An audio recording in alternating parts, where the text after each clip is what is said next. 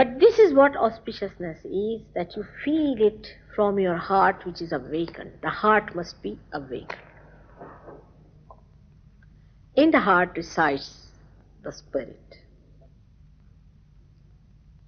which is not yet flowing in our consciousness, in our central nervous system. It resides there. The joy itself. I don't know if you have ever seen phosphorus taken out of the water and how it just gets ignited. It's like that inside the Maya, the illusion, that spark is sitting.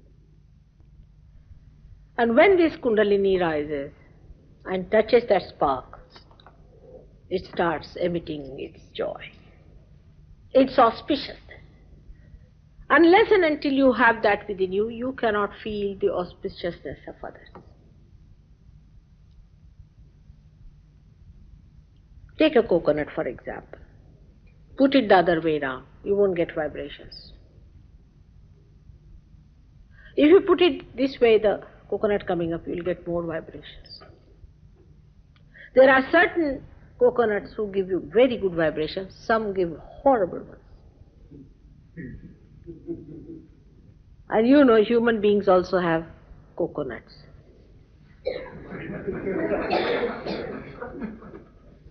Some of the coconuts give such beautiful vibrations, and some of them do not. Some of them are tired. Some of them are nothing but like a balloon of Mr. Ego. Or some of them have nothing but superego in them. So this coconut is to be made auspicious. Now, how it is connected with spirit? That is a very important one. How our brain is connected with spirit. Whatever I am telling you, you need not believe me, but you will find it out for yourself that whatever I am saying is the truth. Your heart has the spirit, the light, and the heart has got 7 auras around it. And these 7 auras get enlightened by the spirit. But before that, it's a very instantaneous, or we can say a simultaneous happening. When the Kundalini rises, there are 7 centers also in our brain, in the sense there are the seats of the centers. These 7 centers are represented again on the seat. You know that very well. All the Sahaja Yogis know where they are. So when these centers are enlightened, the auras start shining in the heart. And this center is actually the center seat of the spirit. The spirit has moved from there and has gone to the heart. That's why in childhood you'll find there's a opening here. It's a very soft bone called as fontanelle bone. Talu is here. Because the spirit comes out from there and is settled on the heart. You know, spirit also come out in the night sometimes, goes around and sees. It's so. When these centers in our brain get enlightened by Kundalini, one by one, first they are enlightened here, then in the brain, then the auras in the heart start getting enlightened. Ultimately, when this center, which is the center of the heart here, Sahasrara, this point, when this one gets enlightened, then the spirit also gets enlightened fully. And then these auras become doubly shiny.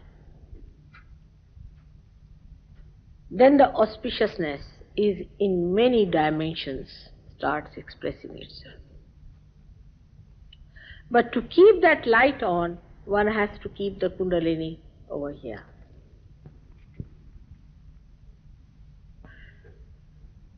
Then what happens?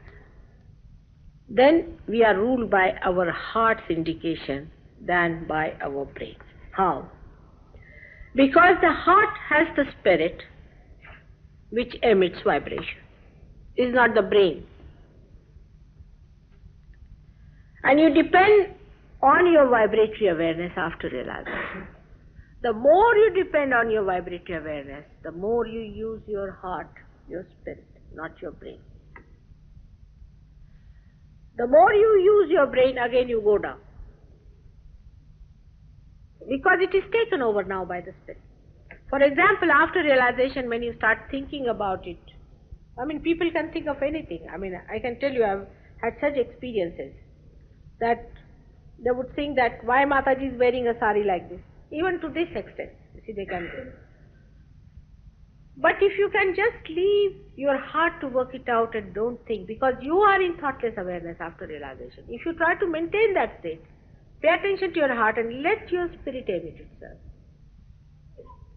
so that it clears out completely the confusion of the brain and everything. Then you'll be amazed that you cannot lose your vibrations. You cannot lose your realization. The simplest way is, we have found this, that after realization, if you go for 7 days treatment with soaking feet before my photograph, it works out. But immediately when I say my photograph finished, the ego comes up. Why her photograph? First thing comes up, who is she? I may be nothing. All right, agreed, I'm nothing. But I've raised your Kundalini. I've given you realization. I must be something after all. So why worry? I'm not taking away anything from you. Then you start establishing your auspiciousness, the sense of auspiciousness. Once you have established it, then you do not lose it very easily. You don't like then inauspicious things normally. If there's somebody inauspicious, you say, Mother, no, we can't do anything about this gentleman. All right. Afterwards, when you become very strong, you don't mind working on anyone whatsoever. But gradually you have to go up to it. I understand that. But I can't understand people using their rationality to understand Sahaja. How can you understand this great power with your limited rationality? I can explain to an ant about your politics, but I cannot tell you how this divine power works.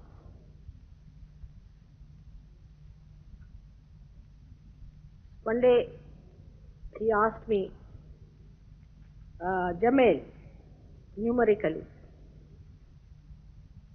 to what extent it goes, to what dimension? And when I told him, he said it is incalculable. I said it is infinite. You cannot calculate. If you put two mirrors facing each other and put some object in between, you cannot calculate how many reflections you will get. Even that you see, but you cannot calculate.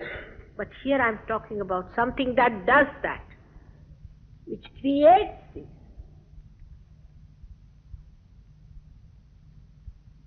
You cannot calculate all the molecules and the atoms of one element. But I am talking about somebody who has created them and who in every molecule pulsates. How can you understand with this brain? You can only become one with it and enjoy yourself. Why worry? Why do you want to count the molecules? Why this madness? It would be like a bad man going to the seashore to have a nice bath, starts counting the small little pebbles and the grains of the sand. Get in, enjoy. You become. This is Advaita, where you become one.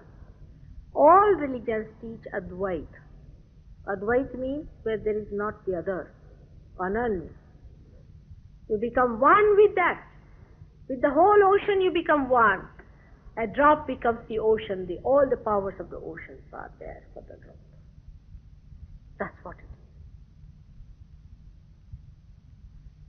But there are some people who say we believe in Dvaita. No, why? We don't want to get lost.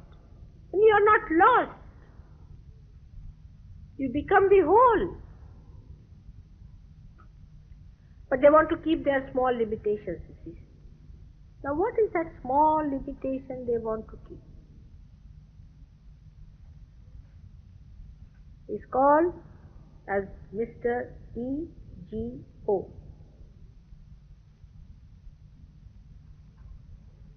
Which is a myth. Which is a myth. It's such a big myth, is ego. Because what do you do, human beings? Let's see now. What do? You make a chair, alright. See, people are even proud if they can make a chair these days, because nobody can use their hands these days, you know that. It's everything done by machines. I don't know, they cannot create human beings, otherwise they may try that also. So what do? You create something dead out of dead. Everything is dead. Whatever you have created is dead. Have you done any living work? So one lady got very angry with me. She said, yes, we have created a tube baby. I said, you have not created. It was all there. The life was there. You just brought it together and it worked out that way. It's nothing. It's just like egg being, what do you say that? Egg, they put it in the incubator. It is that simple thing. You have done nothing. You have put life into it. Have you? Let us confess it now. We cannot convert even one flower, transform one flower into a fruit. Let us admit it. So what is this ego then? I do this and I do this. I would like that and I would have this and I. Who is this Mr. I who cannot do one living thing? Just ask yourself. Very simple question.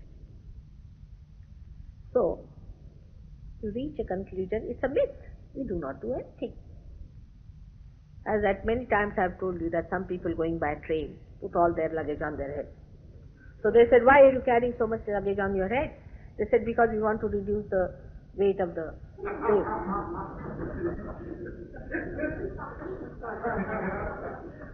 This ego is like that, sitting on your head. I do it. But by brainwashing you, I cannot reduce. How? The myth has to be broken. The myth breaks when Kundalini rises. Then how you talk is a very different language. It is not coming, it is not going, it is it. It becomes a third person. Then your power, which is flowing through your hands, you see that going through your hand, which you are maneuvering. You don't say, I am giving you realization, you don't say. You just say, it is going, it is rising, it is not coming. Even if it is your son, you say, I cannot give, now what to do? Like a lady came with me to America once and she was very anxious that I must give realization to her son and all that. So I told her, look at this. Now you have come all the way, I know, for this purpose. But now if the Kundalini doesn't rise, do you want me to say that he's realized? No, Mataji, I know it doesn't rise. Then I said, you give him a realization. I cannot give him. Alright, you try. Said, but it doesn't rise. I said, then what to do? If the Kundalini is not coming up, what can we do about it? So, The Kundalini has to come spontaneously. It's a living process. But after realization, you start doing living things. You can raise the Kundalini. You can pulsate the Kundalini. I don't know about pulsation so far. I have not seen any Sahaja Yogi doing. But you can raise it all right. You can give realization. With my photograph, it works better. You can give vibrations now to the plant, to the fruit, or to any flower like this. If it is dying, it will come to life. If you give vibrations, say, to a field of, or seeds of, say, wheat, they can be multiplied. They can be 10 times more than what they are. Now you have started giving vibrations to the trees, to people. You are doing the living work. Now you have become the ocean of life. So far you were not. Because the power of life is to give life has come in you.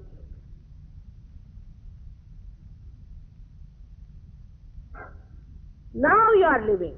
Before this, you were dead. In the sense that you were worshipping a dead God called ego. Now it's a living God within you, it's a spirit. Once you start accepting your spirit, all your priorities change just like that. Because spirit is joy and happiness. Spirit is everything. So you start losing all your interest into other things. This is what is, when your auspiciousness is of the greatest height, that even your name can create something great. And photograph can do wonders. If you become auspiciousness, you are the holiest of the holy. For that, you have to get rid of some of the dirt and the dust.